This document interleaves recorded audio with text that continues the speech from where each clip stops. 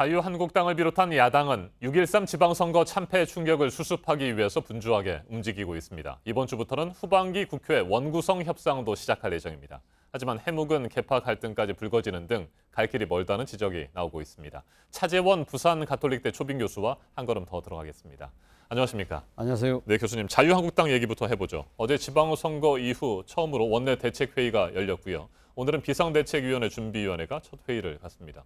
김성태 당대표 권한대행이 당내 강한 반발에도 불구하고 강행할 입장인데 어느 정도 의견을 모을 수 있을까요? 일단 첫 회의는 원만하게 진행되지 않을까 하는 생각입니다. 네. 어제 사실 이 김성태 원내대표, 그러니까 그 권한대행이죠. 당대표 권한대행의 거취를 둘러싸고 상당한 진통이 있었지 않습니까? 그럼에도 불구하고 어제 이 초재선들이 당내의 지금 그 당 소속 의원의 66%를 차지하는 초재선 의원들이 일단 김성태 원내대표의 이 지금 그 재신임을 사실상 결의한 사항이거든요. 네. 그렇기 때문에 아마 회의를 주재하고 하는 부분에 있어서는 큰 문제는 없지 않을까 싶은데 어제 초재선들이 그렇게 생각할 수밖에 없었던 이유는 현실적인 이유들이 있습니다. 지금 사실 당대표, 최고위원들이 다 사퇴했기 때문에 법적 정통성을 갖고 있는 리더십을 갖고 있는 사람은 김성태 권한대행이 유일하거든요. 이런 상태에서 김성태 권한대행까지 간두게 되면 당이 말 그대로 아노미 상태에 빠질 수밖에 없다는 거 하나고, 또 하나는 국회 원구성, 후반기 원구성 협상을 앞두고 있지 않습니까? 이 상황에서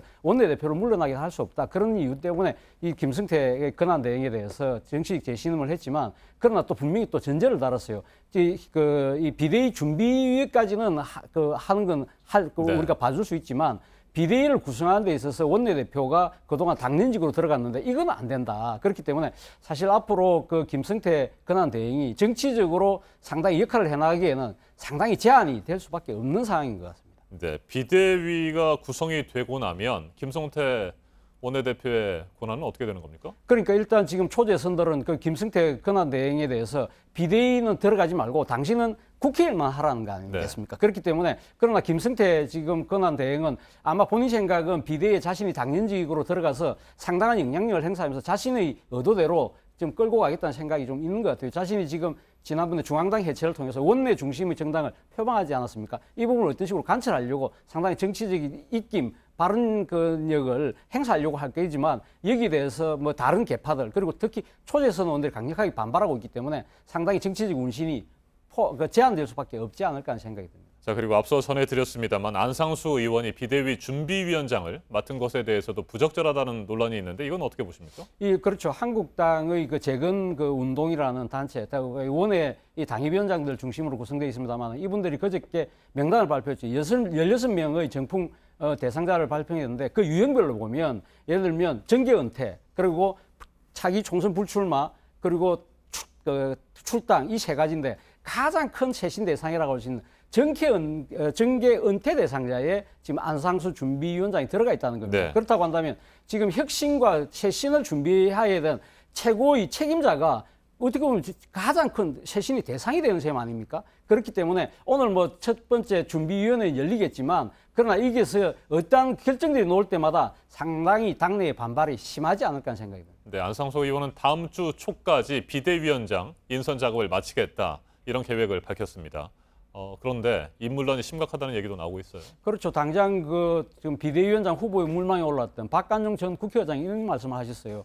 과거식으로 항상 무슨 일이 생기면 외부 인사 데려와서 비대위 구성하는 거는 수습 방안이 아니라고 일침을 가했는데 그 이유는 바로 그렇습니다. 지난 16대 총선, 그러니까 2016년 20대 총선이 끝나고 난 뒤에 한국당이 참패하면서 비대위원장을 모셔오지 않았습니까?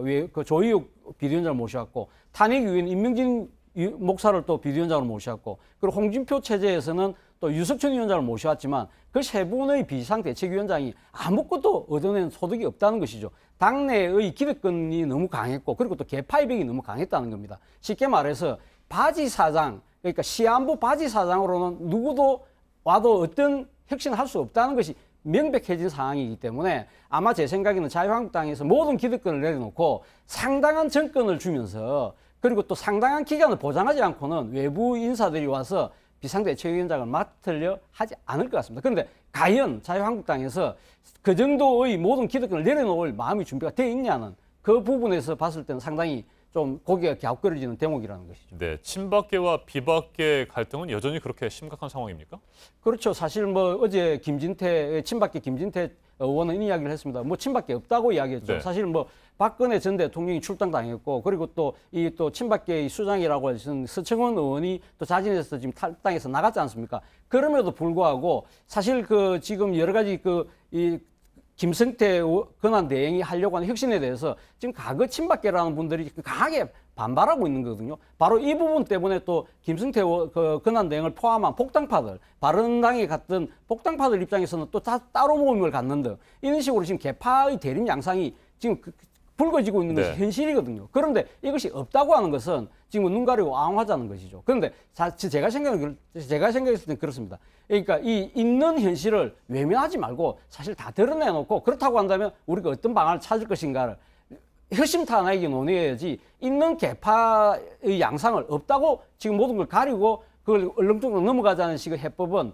도저히 결과가 나올 수가 없는 것이죠. 네, 바른미래당은 어제 신임 원내대표로 김관영 의원을 선출을 했습니다. 그야말로 벼랑 끝에 선 상황에서 김관영 의원을 새 원내대표로 선출을 했는데 당심이 뭐였다고 보십니까? 아마 김관영 원내대표가 아직 당선되고 나서 한 이야기가 그겁니다. 젊고 강한 야당이거든요. 아마 그 부분이 상당히 호소력이 먹히지 않았나 생각인데 당선되고 나서 취임 일성으로 한 이야기가 두 가지 이야기를 했습니다. 이 첫 번째는 자강론입니다. 우리 당 스스로가 강해져야 된다. 사실 지난 지방선거 과정에서 개파 간 갈등이 상당히 첨예하게 드러나지 않았습니까? 네. 이런 식의 이 개파가 화합적으로 바로 서지 못하고는 우리가 도저히 살아나갈 수가 없다는 것이죠. 그리고 특히 지금 자강을 하지 않고서는 바깥에서 지금 이 벌어지고 있는 예를 들면 한국당의 여러 가지 야권 재편 상황에서 바른미래당도 상당히 흔들릴 가능성이 높다는 거죠. 그렇기 때문에 자강론 이야기할 수밖에 없는 것이고 제3당의 위상 부분을 이야기하는 것은 국회 하반기, 후반기 원구상과 협상과 관련해서 지금 바른미래당 입장에서는 사실 그 국회의장단의 부의장 함석과 그리고 상임위원장 두석을 반드시 찾아와야 된다. 네. 이런 현실적인 이유 때문에 그 두 가지를 강하게 강조한 것이 아닐까 하는 생각이 듭니다. 알겠습니다. 여기까지 듣겠습니다. 차재원 교수님 말씀 잘 들었습니다.